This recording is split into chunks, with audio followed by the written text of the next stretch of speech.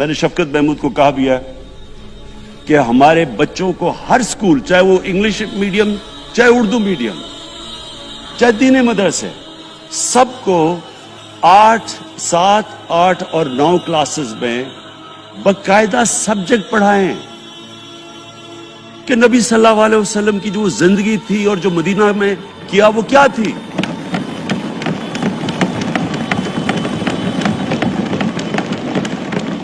تاکہ ان کو پتہ چلے کہ اس ملک کا مقصد کیا تھا.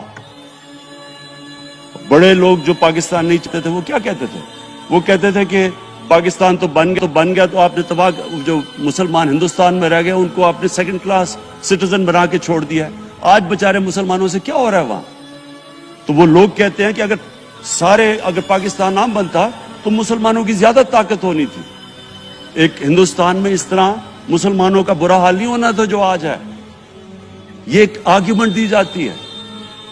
اور اگر ہم پاکستان کو جس مقصد کے لیے بنا تھا اگر ہم ادھر نہیں لے کے جائیں گے تو وہ ٹھیک کہہ رہے ہیں. یہ تو نہیں تھا کہ وہاں ٹاٹا برلا تھے جو اربوں پتی اور یہاں یہ شریف اور زرداری اربوں پتی بن جائیں. اس لیے تو نہیں پاکستان بنا تھا. یہ ایک بڑی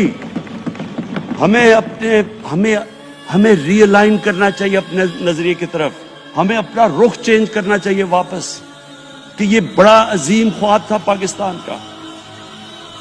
اور وہ جو تاریخ تھی، وہ جو اصول انہوں نے سیٹ اپ کیے، جن لوگوں کی حیثیت ہی نہیں تھی، یہ تاریخ کا حصہ ہے کہ اس کے بعد انہوں نے دیکھتے دیکھتے 15، 20، 30 سالوں کے اندر دنیا کی امامت کی. صرف امامت ہی نہیں کی، وہ تو منگولیوں نے بھی دنیا بڑی جلدی سے فتح کر لی تھی. چنگیز خان نے بھی بڑی جلدی اس کی فوجوں نے فتح کر لی تھی. 100 سال کے بعد وہ ختم ہو گئے تھے. انہوں نے ایک دنیا کی عظیم سیویلائزیشن، جو ٹاپ سائنٹسٹ تھے، سارے دنیا کے ٹاپ سائنسدان، ایک عظیم کلچر. اور سب سے بڑی بات جو میرا آج میں یہ کہنا چاہتا ہوں، انہوں نے ایک مورل سٹینڈرڈ سیٹ کی دنیا میں. جب مسلمان گئے انڈونیشیا اور ملیشیا، وہاں تو کوئی مسلمان کی فوج نہیں گئی، وہاں تو کوئی تلواروں سے نہیں فتح کیا. مسلمان تاجروں کا وہاں کردار دیکھ کے لوگ حیران ہو گئے کہ یہ کون لوگ آئے ہیں جو بالکل ان کی morality ایسی، نہ وہ کوئی دغا بازی کرتے تھے، نہ وہ کوئی دھوکہ دیتے تھے، اپنی زبان پہ کھڑے ہو جاتے تھے. لوگ ان سے امپریس ہو گئے کہ کون سی قوم ہے. دیکھیں، اسلام ہم غلط فہمی میں ہیں، یہ سمجھتا ہے کہ جی تلوار سے اسلام پھیلا تھا. اسلام پھیلا تھا کہ وہ ایک انسان کے کیریکٹر کو ریفارم کرنے آیا تھا. ہم جب اللہ سے مانگتے ہیں، ہم نماز میں ایک ہی چیز مانگتے ہیں کہ اللہ ان کے راستے پہ لگا جن کو تو نے نعمتیں بخشی، ان کے نہیں جو غلط تباہی کے راستے پہ چلے گئے. صرف نماز میں ہم یہ چیز مانگتے ہیں، ہر روز ہم پڑھ کے یہ مانگتے ہیں. یہ 2 راستے ہیں، ایک ہے تباہی کا راستہ، ایک ہے عظمت کا راستہ. نعمتیں کس کو بخشیں؟ اللہ کے پیغمبروں کو. اور جو دنیا کا سب سے عظیم انسان، جو دنیا کا سب سے عظیم لیڈر، جس کو اللہ نے سب سے زیادہ نعمتیں بخشیں، ہمارے نبی صلی اللہ علیہ وسلم. نہ کبھی اس طرح کا انسان آیا، نہ کبھی آ سکتا ہے. تو ہمیں راستہ بتایا کہ ایک ان کا راستہ ہے اور ایک دوسرا راستہ ہے، تباہی کا راستہ ہے. اور وہ جو ان کے راستے پہ چلتا گیا وہ ایک عظیم انسان بنتا گیا.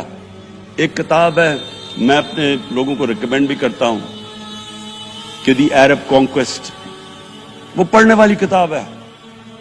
اس میں بتاتے ہیں کہ جب مسلمان ایک دم دیکھتے دیکھتے دنیا میں پھیل گئے تو کوئی ایک آدمی نہیں تھا. ایک تو بڑے عظیم سپہ سالار تھا خالد بن ولید، لیکن وہ جو بھی بنتا تھا وہ جنرل عظیم بن جاتا تھا.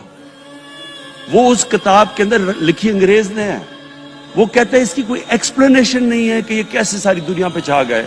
نہ ان کے پاس کوئی لیٹسٹ ویپنز تھے، ایک طرف رومنز تھے، دوسری طرف پرشینز تھے، وہ تو سپر پاورز تھے. ہتھیار تو ان کے پاس تھے، نہ ان کے پاس ہتھیار.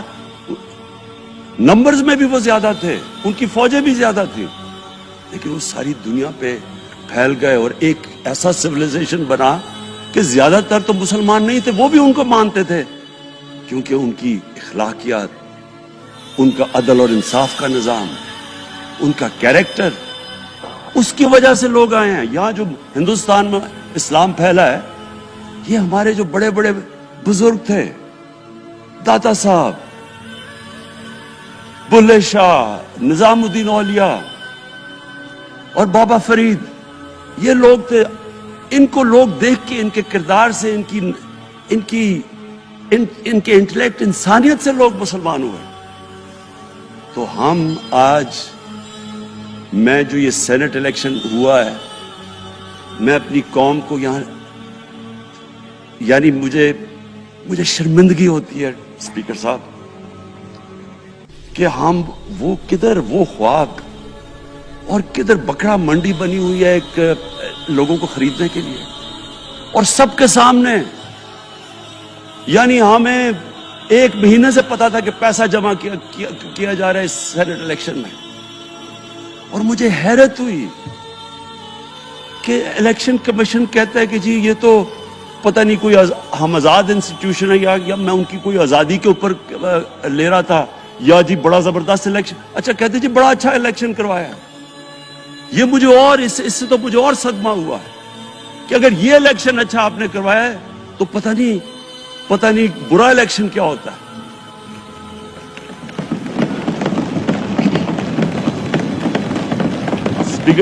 اسپیکر صاحب, یہ دیکھیں, مجھے یہ افسوس یہ ہوتا ہے کہ ہم ایک چیز سمجھتے نہیں ہیں.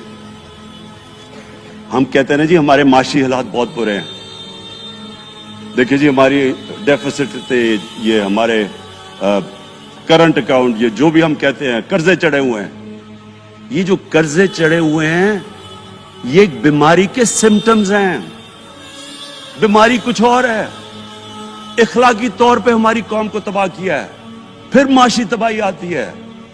آج مجھے ایک ملک کا بتا دیں جس کی اخلاقیات اوپر ہو, جن کے مورل سٹینڈرڈز اوپر ہوں اور وہ غریب ہو.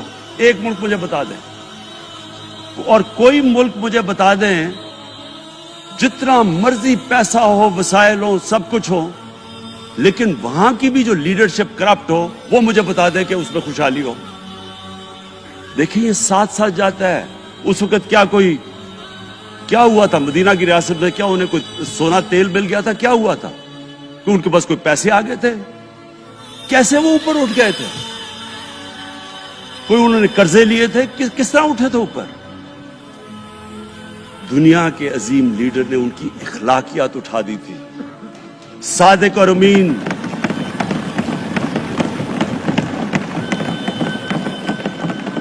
ایک قوم, انہوں نے ہمیں بتایا, ہمیں قرآن میں اللہ حکم کرتا ہے کہ ان کی سنت پہ چلو. اللہ جب ہمیں کہتا ہے ان کی سنت پہ چلو, کیا ہم اللہ کو کوئی فائدہ پہنچا سکتے ہیں؟ ہماری بہتری کے لیے کہتا ہے. قرآن شریف میں سب کچھ ہماری بہتری کے لیے اللہ نے, یہ تمہارے لیے بک آف گائیڈنس ہے ہمیشہ کے لیے, اور یہ ہماری بہتری کے لیے ہے. تو وہ جب ہمیں کہتا ہے کہ نبی صلی اللہ علیہ وسلم کے راستے پہ چلو, وہ ہماری بہتری کے لیے کہتا ہے. اور میں, جس نے اس عمر میں ساری دنیا دیکھ لی ہے, اسپیکر صاحب میں آپ کو بتاؤں, مجھے تکلیف ہوتی ہے دیکھ کے. جب میں یہ مغربی ملکوں میں جاتا ہوں, اسکینڈینیویا میں, سوئٹزرلینڈ میں, آپ وہاں کے اخلاقی سٹینڈرڈز دیکھیں, ان کی مورل سٹینڈنگز دیکھیں, شرم آئے گی آپ کو کہ جو ہمارے ملک میں ہو رہا ہے. اور یہ جو سینٹ کا الیکشن ہوا ہے, آپ کو افسوس ہوگا کہ ہم وہ کس کی امت ہیں, ہم کس کی امت ہیں, کس کے نام پہ پاکستان کا مطلب کیا, لا الہ الا اللہ, اس پہ یہ ہمارا ملک بنا تھا. اور آج دیکھیں, ایک کرپٹ آدمی, دنیا میں ثابت کیا ہوا کرپٹ آدمی آصف زرداری, دنیا میں اس کے اوپر لکھا ہوا کہ مسٹر 10%, مضمون لکھے ہوئے ہیں, فلمیں بنی ہوئی ہیں اس کے اوپر. اور اس ملک میں لوگ کہیں جی ایک زرداری سب پہ بھاری, کیا کہ وہ رشوت دیتا ہے اس لیے سب پہ بھاری ہو گیا؟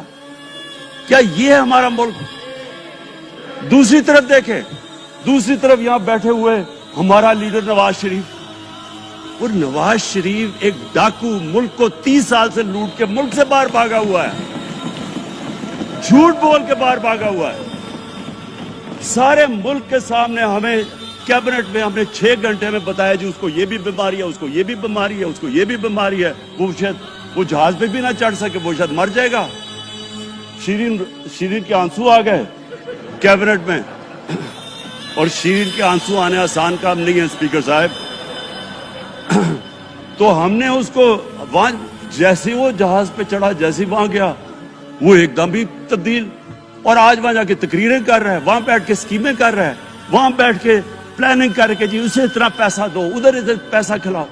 सारी इनकी एक कोशिश है, जब से हम 2.5 साल से हुकूमत आई है, ये सारे बड़े बड़े डाकू इकट्ठे होके ये समझ रहे हैं कि इमरान खान को कुर्सी का इतना शौक है कि इसके ऊपर इतना प्रेशर डालो कि ये जी हमें जिस तरह जनरल मुशर्रफ ने एनआरओ दिया था ये भी दे देगा। जनरल मुशर्रफ, फौज उसके नीचे, अदलिया उसके कंट्रोल में सारी। मैं क्योंकि मैं इधर मेंबर पार्लियामेंट था, ऑपोजिशन ना होने के बराबर। जो ऑपोजिशन के अंदर जो मेन आदमी था फजल रहमान, वो उसके साथ मिला हुआ था, वो 2 नंबर हमेशा से था। राइट